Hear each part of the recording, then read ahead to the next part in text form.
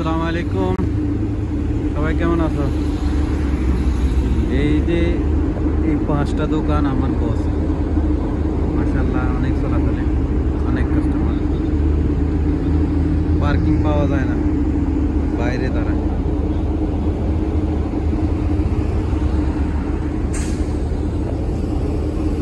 এই যে দেখেন, আমাদের বাহরাইনে একটা এলাকা আছে, সেটার নাম হচ্ছে গুদেবিয়া।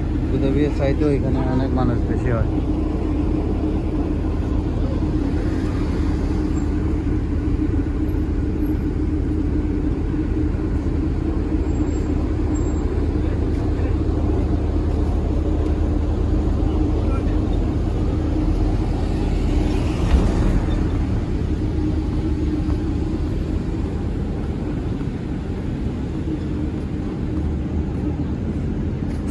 এই 5টা দোকানের ভাড়া মিনিমাম প্রত্যেক মাসে প্রায় বাংলাদেশি টাকায় 20 লাখ টাকার উপরে ওঠে এই 5টা দোকান।